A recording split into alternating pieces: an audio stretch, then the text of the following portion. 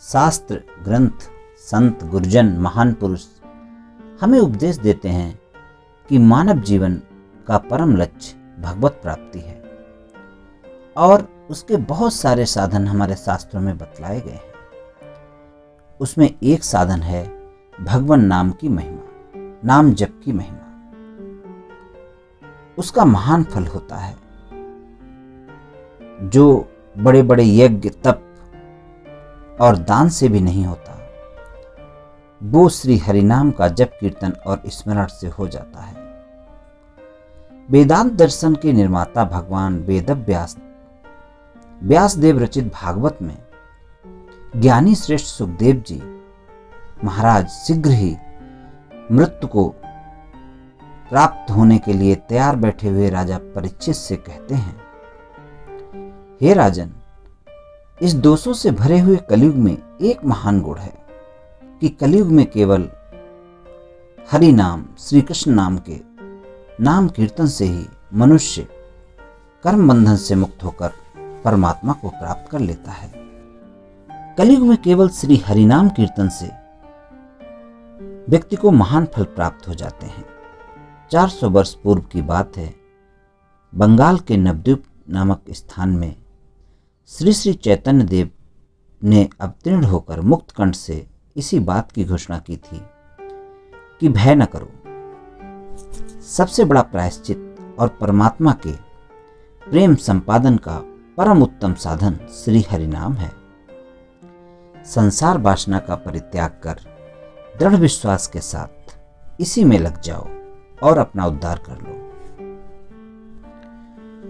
उन्होंने केवल ऐसा कहा ही नहीं, बल्कि स्वयं लोगों के घरों पर जाकर अपने परम भागवत साथियों को भेज भेज कर किसी भी प्रकार से एन केन प्रकारेण लोगों को हरि नाम में लगाया। बल्कि श्री नित्यानंद और हरिदास आदि भक्तों ने बहुत समस्याओं को सहन करते हुए पात्र अपात्र का विचार छोड़कर जनता में हरि नाम का वितरण किया। इसी प्रकार भक्त श्रेष्ठ कबीर, नानक, तुकाराम, रामदास, ज्ञानदेव, मीरा, तुलसीदास, सूरदास, अनेकों अनेक आदि भागवतों ने भी हरि नाम ही जीवों के कल्याण का प्रधान उपाय समझा और अपनी दिव्य वाणी से इसी का प्रचार किया। अभी भी आधुनिक काल में भी भारतवर्ष में जितने महान संत महात्मा हो गए हैं, सभी ने एक आवाज में मुक्त कंठ होकर नाम महिमा का गान किया और कर रहे हैं। जिस नाम का इतना प्रभाव, महत्व और विस्तार है, उस पर मनुष्य क्या बोल सकता है? मैं क्या बोल सकता हूं?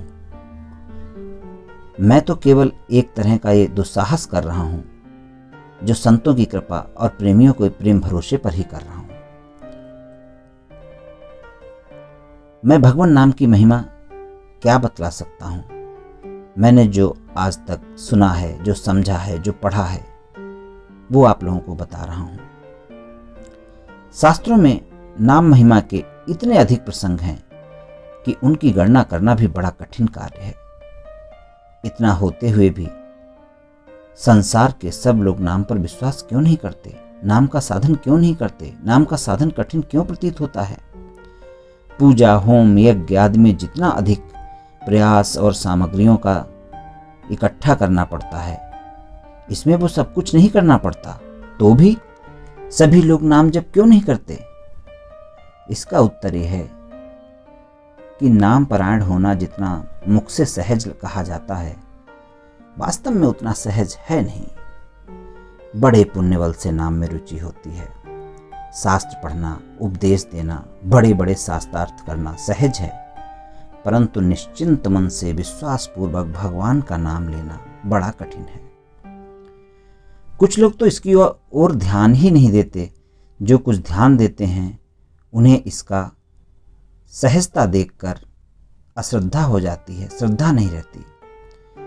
वो लोग सोचते हैं कि जब बड़े बड़े यज्ञ, तप, दान आदि सत्कर्मों से ही पाप वासना का नाश होकर मन की वृत्तियां शुद्ध और सात्विक नहीं बनती, तब केवल नाम से क्या होगा? शब्द स्मरण मात्र से क्या होगा? वे लोग इसे मामूली शब्द समझकर छोड़ देते हैं। कुछ लोग अपने ज्ञान के अभिमान से, शास्त्रों के अवलोकन से, बाहरी अवलोकन से इसको छोड़ देते हैं, नहीं करते। इस आधुनिक युग में पाश्चात्य शिक्षा प्राप्त पुरुष, यानी जो बाहर से पढ़े लिखे लोग हैं, प्रायः आधुनिक विचारों वाले, इस माया मरीचिका में पढ़कर ऐसी बातों को केवल गपोड़ा ही समझते हैं। इसको पूरी तरह वो नहीं मानते। कुछ लोग, सुधार का दम भरने वाले लोग, संसार का सुधार केवल हमारे बल पर होगा, ईश्वर वस्तु ही क्या है, ऐसा सोचते हैं। उसकी तो आवश्यकता हमें क्या है, वो तो सन्यासियों को है, हमें उससे क्या मतलब। अच्छा काम करेंगे, अच्छे कर्म करेंगे, अच्छा फल अपने आप ही मिलेगा। ऐसी भावना से प्रभु नाम का, कृष्ण नाम का, मेरे कन्हैया के नाम का तिरस्कार करते हैं।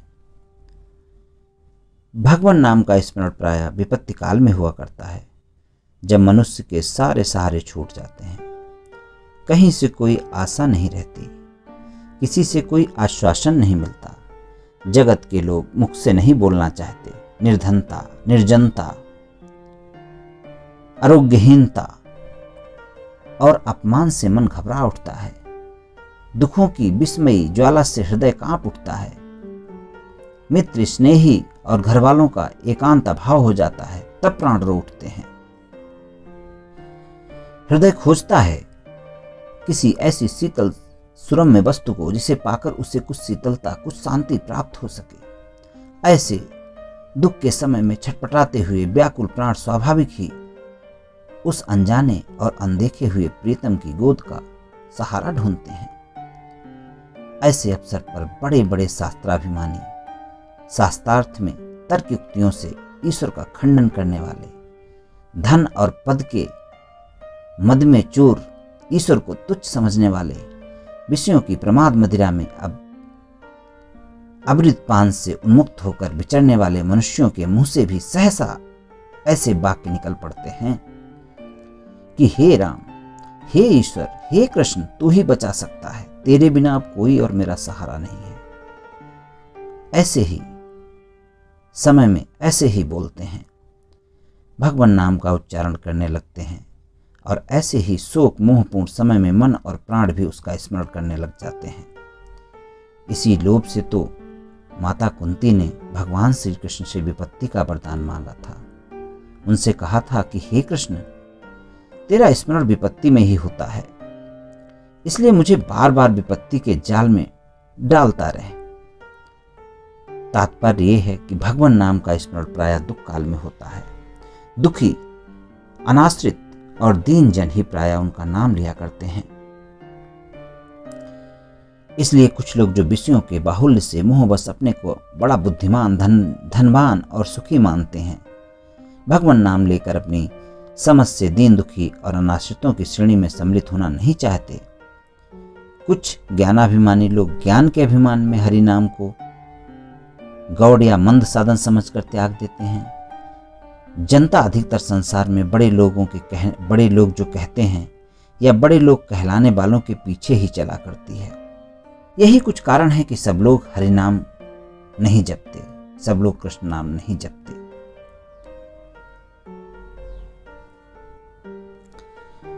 एक कारण और है जिससे नाम के विस्तार में बड़ी बाधा पड़ती है, वो है नाम को पाप का साधन बना लेना।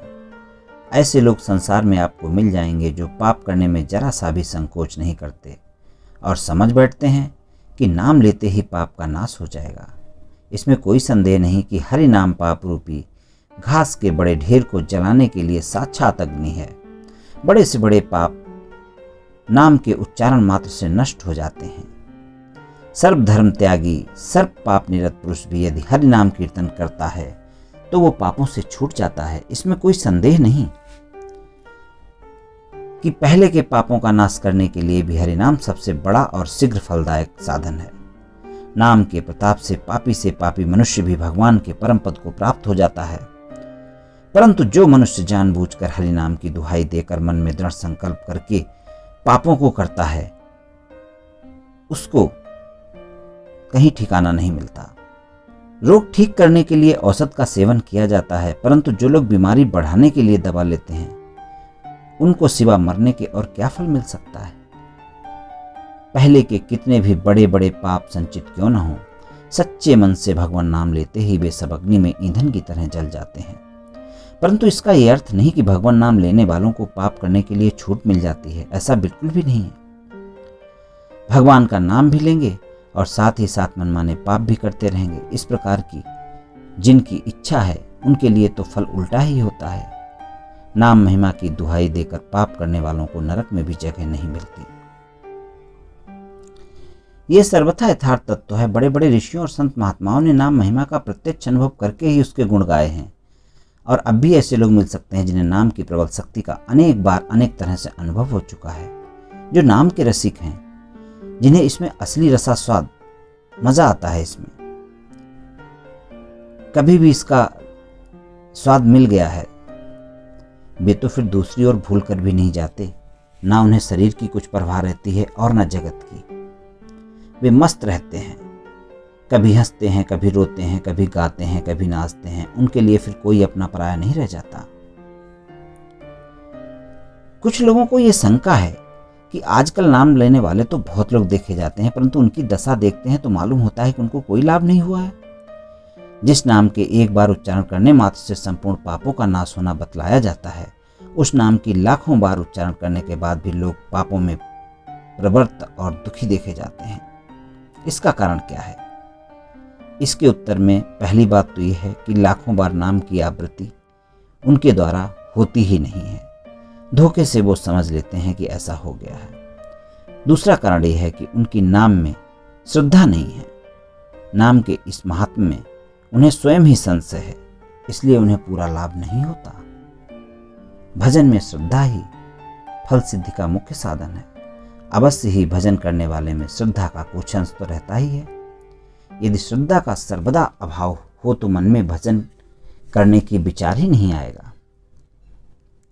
बिना किसी श्रद्धा के किसी कार्य विशेष में प्रवृत्त होना बड़ा कठिन है। जो नाम ग्रहण करते हैं उनमें श्रद्धा का कुछ अंश तो अवश्य होता है, परंतु श्रद्धा के उस छोटे से अंश की अपेक्षा संशय की मात्रा, शंका की मात्रा ज्यादा होती है। इसलिए उन्हें वास्तविक फल नहीं मिल पाता। नाम लेने में कभी भी इस लोक और परलोक के भोगों की जरा सी भी कामना नहीं करनी चाहिए। जो लोग भगवान नाम का साधारण बातों में प्रयोग करते हैं, वास्तव में भगवान नाम की अपार महिमा से सर्वथा अनभिज्ञ हैं, या उस पर उनका विश्वास नहीं है। जो रत्न के मूल्य को नहीं जानते और उसे कांच के मोल पर बेचते हैं। इसलिए भगवान नाम का किसी भी दूसरे काम में प्रयोग नहीं करना चाहिए। भगवान नाम लेना चाहिए केवल भगवान नाम के लिए। भगवान नाम के लिए भी नहीं, उसके प्रेम के लिए भी नहीं, परंतु इसके लिए बिना रहा ही नहीं जा सकता। मन की वृत्तियां ऐसी बन जानी चाहिए कि जिससे भजन हुए बिना एक क्षण भी चैन नहीं पड़े। जैसे श्वास रुकते ही गला घुट जाता है, प्राण अत्यंत व्याकुल होकर छटपटाने लगते हैं, इसी प्रकार भजन में जरा सी भी भूल होने से क्षण भर के लिए भी भजन छूटने में प्राण छटपटाने लगे। ऐसा होना चाहिए भगवान नाम। इसको करने की विधि क्या है? कोई विधि नहीं है। सर्वदा शुद्ध हो या अशुद्ध, नाम उच्चारण तो आप कर ही सकते हैं। नाम उच्चारण करने के लिए आपको किसी भी विधि की आवश्यकता नहीं होती है। नाम स्मरण करते करते जब स्मरण की बात बन जाती है तब तो मन कभी उसे छोड़ता ही नहीं। स्मरण से क्या नहीं होता? अंत काल में परमात्मा के नाम का स्मरण हो जाए तो उसके मोक्ष में जरा सा भी संदेह नहीं रह जाता। भगवान ने अर्जुन से कहा है कि जो सदा जिस भाव का चिंतन करता है, अंत काल में प्राय उसी का स्मरण हुआ करता है।